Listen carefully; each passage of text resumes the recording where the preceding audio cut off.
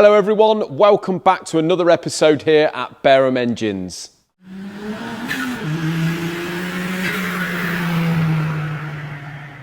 So everyone, in today's video we're just going to be running through the Cosworth engine and the progress on that. We're going to be showing you a little bit of rod sizing on our little techniques on that. We've got a bit of an obscure job on the milling machine, got a few things going on. Just wish me luck, guys. I've got an operation tomorrow on my knee. Got a meniscal tear or whatever they call it. So I'm a little bit nervous, but only because I'm not sure how long I'm going to be out of action here. I've got a lot to do in here. I need to get back. I haven't got time to mess about putting my leg up on the sofa. So fingers crossed, it's not going to be too bad and I can get back on my feet ASAP. Also, guys, I just want to thank you all for subscribing, liking, but just a little reminder, hit that subscribe button and just hit the like button. I've had a few inquiries actually from people via email to just mention that pressing the like button. So it might annoy some people me saying it, but then others want it done. So there. Let's crack on and we'll start off with a little bit of conrod sizing. So guys, you can see I'm just holding this rod in the vise here and I just want to show you, while I've just got one hand, I can just show you a little bit more accurately on what normally you find with standard conrods. So we measure that conrod up and down. Now I've got this gauge set on top limit, which means the 0, which is there, will be the top limit of the tolerance, which is almost half a thou. So this rod here, you can see, is going just below half a thou, which means that is slightly below bottom limit on that side. Now if we measure, we turn it round and start to measure across there, you can see that's just above half a thou, and we just go slightly over. What I normally do is measure either side of the join line. So if we just go over that join line,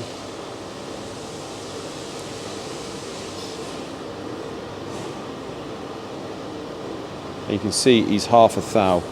See, in that area he's running up to half a thou over the tight, on the tight side.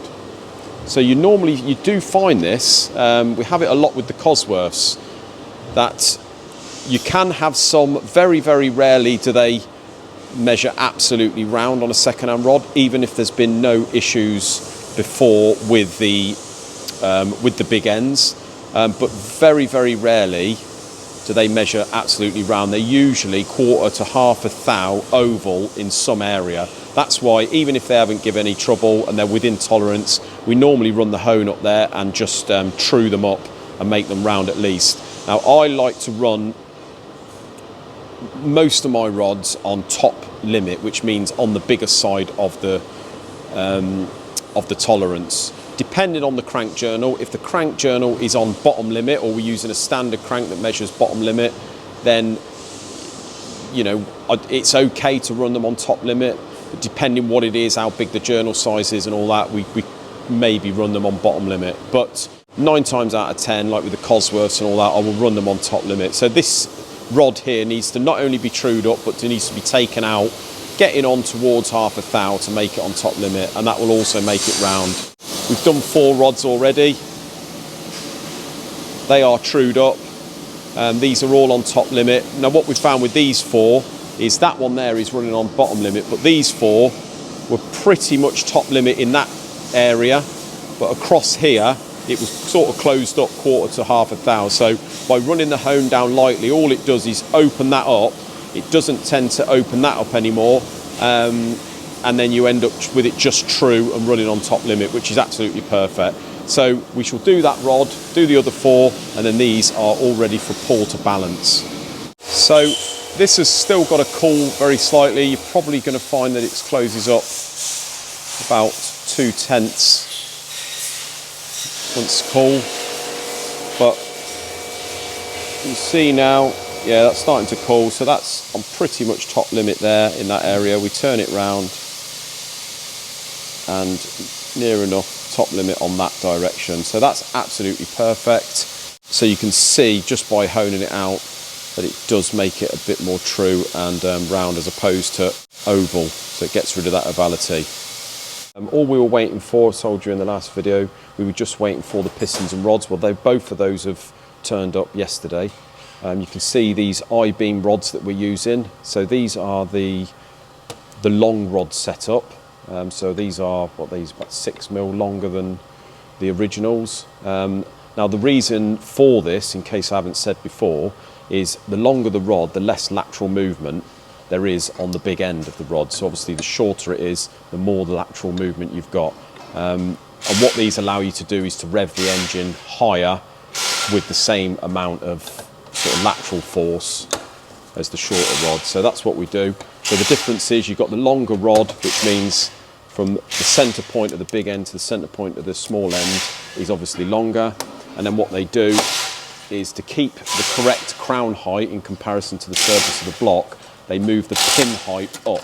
So if we put one of these pistons next to an original,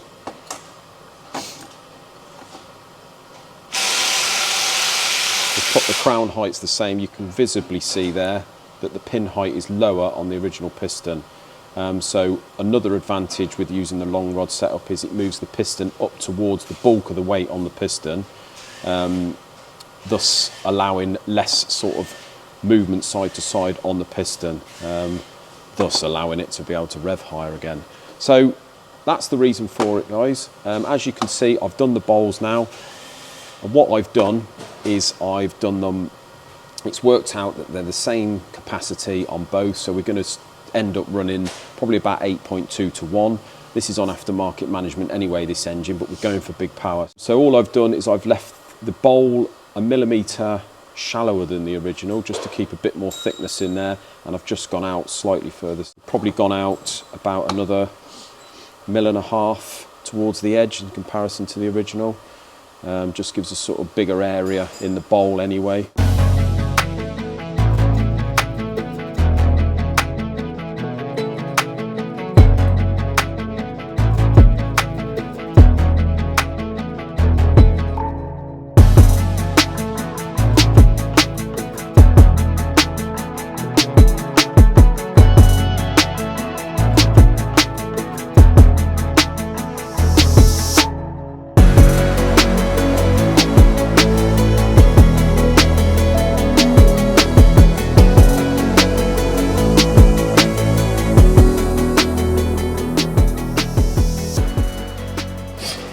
So Paul, hi mate. What is that on the back of your head? They are safety glasses. Safety glasses? Yep. What, you mean the same safety glasses as these? Yeah, but your glasses are on the wrong way, mate. They're going to be backwards and take the back of your head. Take the back of your head? Yeah, this is the way you do them properly. Like that. What do you think to the new PPE? Is that what they call it? Yeah, well, it's probably a good idea, really. I think so. And it's in Barham Orange, so we've all got a set. Even Isaac, if you have a look over there, he's got ease on that. Good man, isn't he? Yeah. Need some ear defenders now, don't we? So thanks to you guys. I know we should have probably done it already, but we bought a big pack of them, so there's no excuses now, no expense spared. No. And hopefully by the end of the year we'll all still have our eyes intact. Well, you hope so. Now will be the time we get something our eyes. You have safety glasses on, it'll go underneath. Yeah. So. Well, we've got the viewers to blame for that if it does, because they've advised us. Someone's got to be liable, haven't they? The old safety lashes have been working perfectly up until now. They'll squint like that. Anyway, Paul, what we've got going on here? We've got this is the Cosy, the four-wheel drive Cosy. We've got the Cosy. So I just put the sump baffle in, or you want to call it the sump tray. Yeah. And you notice, obviously, part of this video was done yesterday, but you noticed that I did the finished the crowns, finished the pockets. Yeah. Weighed them, balanced them all for you. Look at that. And there we go, look, looking all jazzy. So they went in all lovely. Yeah. So I've got the modified oil pump pickup in as well. Yeah, so we've got the, what we've got here, we've got the 6 long studs in the centre, the ARP stud and nut kit on the outer 4. Just going, just sitting at the top of the block. New oil pump. New oil pump, so this is what they call a high pressure WRC pump. Lovely. But it's actually just a high pressure Pinto pump really. The only difference being that you haven't got the outlet for the spray bar. And we've got a normal Pinto pickup pump here, pipe here. Yeah. And the reason for that, Paul, is because down there we've got the oil jets, so we no longer need that Heath Robinson spray bar pointing down at the pistons. Heath Robinson. So we've got the front cover on, front cover on. I've got this drive here on. I need to find the bolt for that. Yeah. It's nice and lovely anodised aluminium pulley. Very nice, and we've got those for the cam pulleys as well. Over there, look. So the spray jets, Paul, in the block. Yes. You just tell everyone how we line those up, because obviously there's no dowel in there to line them. So there's a cutout on the bottom of the piston skirt, or this is like a gap. Yeah. I don't think it's purposely there, but it's, you know, it's a nice cutout, and basically you've just got to line it up. Okay. And that sort of on that piston. So basically, when you turn the engine over, the piston doesn't hit the squirter. Yeah. So if we turn it over, you can see down there, basically them oil jets. The original, I think it was the Mound Tune ones that they used to make.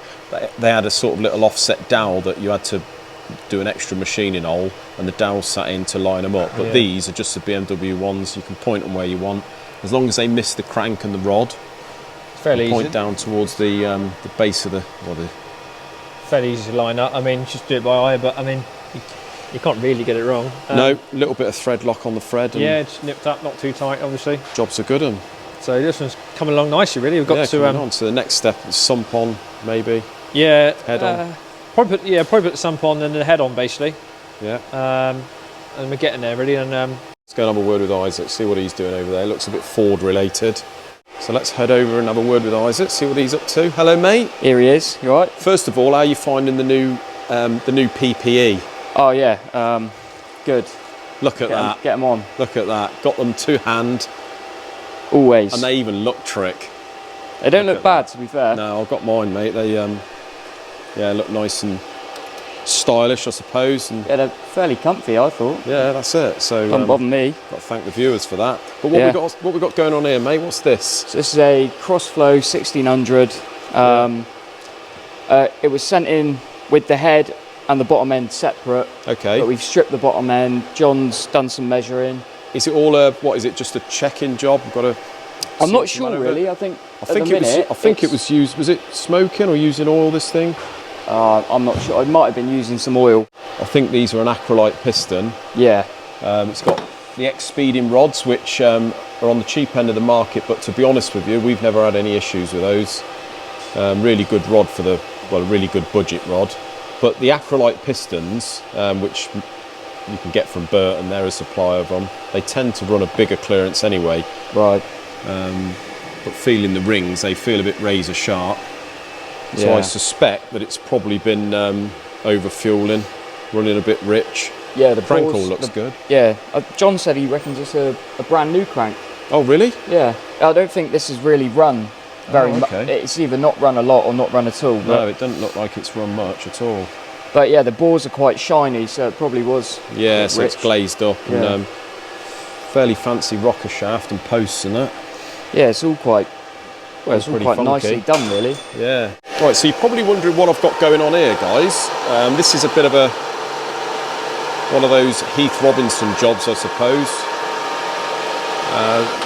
So if you remember the Alfa Romeo I did a video on, or just before Christmas, I think, the one that had been built, we've got it in bits. It was come from Stuart from Alfa Ragazzi, and it had been built very recently, but not very well at all. So it's that one there. Now this is the rocker cover. I think this is the manifold and the rocker cover for it. It's aluminium, and Stuart has painted it in a very nice sort of original Alfa red, I suppose that is. I'm not sure. And what he wants us to do is, where obviously he's painted it, a bit like we do on the Cosworths, he wants us to face over these fins and these ones, as you can see I've done, across the Alfa Romeo, and again the same on the top of the manifold there. But what Stuart doesn't realise is it looks easy to do, and it is really once it's set up, but it's the actual setup of it is an absolute ball ache. So that one there, I'm still scratching my head on how I'm going to do that successfully. So there's nowhere really to clamp without damaging the paint. And on this one, what I've done is I've just sort of put a bolt down the opposing bolt holes and did a bit of a clamp on our jig here that we normally do the piston valve cutouts on. So so far pretty successful. Put another cut on there. Just one step at a time, but yeah, I must admit, when it's finished, it does look really good. Well guys, I do apologise for leaving this till the very end of the video, but earlier we were talking to Isaac about this Crossflow. It's a 1600 Crossflow. Now the story goes, I do believe, that this engine has done very, very little mileage at all. It's all been done, as they say. We've heard that before. I'm not sure the exact story, but whether it's a new owner and he's bought the engine that's all supposedly been done. But having a look at the engine, it's all got trick bits in it, so the money's been spent. But we have found, since I spoke to Isaac, one potential issue, and it's a fairly serious issue. Now this is whether it's a fault of the engine builder that did it, or I'm not sure who built it, so I can't go pointing fingers, whether it was a reconditioner that did the engine, or whether someone sent it to somewhere to be machined and they built it themselves. That sounds more likely what it could be. But what we found is they've got very flashy acrylite pistons with, although they're a budget rod, they're still quite expensive, I suppose. It's got a new crank, so that crank's all at standard and it looks absolutely mint. So that's a new crank apparently. The rocker shaft looks fairly trick. The head's had some work and ported and what have you. It's got the vernier pulley there for the camshaft. It's got a trick cam in it. So it's had all the money spent on it, guys. But having measured these pistons, now bear in mind the only reason this is apart is because apparently it's been burning oil. Now the bores look very glazed. The rings are sharp, so whether it's been over fueling. But we've measured the pistons because acrylite can be a bit funny on their sizes, and we do know that they run a bigger running clearance than most pistons. These run up to 4 thou running clearance, and you can even get away with a bit more on these. But we've measured the bore, and someone's bored it 10 thou bigger than what it should be. So it works out at, I think it's 82.5mm bore it should be with these pistons. Measures 82.6, which is really weird. Not sure what's happened, whether someone's got confused and sort of bored it 4 thou over, but it's running about 8-9 thou running clearance with that. So complete balls up from someone, but it's cost this guy another strip down, another engine build, and potentially, well, it is another set of pistons or a liner job. So yeah, massive cost for a small error, but it's not really a small error, it's a big error. So yeah, not sure who's responsible for that, guys, but it's a big F up in someone's department. So we're gonna have to get in touch with the customer if he's not watching this video already, and just give him the glad tidings. But my feeling is it's probably gonna be a cheaper option, depending on how big a bore he wants to go or can go, depending on what he's using the engine for, to just buy another set of pistons. Well, thank you very much for watching, guys. As I say, got me up. Well, you'll be watching this, I'd have probably already had it. So yeah, just fingers crossed, guys, that that everything's all right. But until another video, thank you very much for watching, and we will see you on Friday. Take care, guys.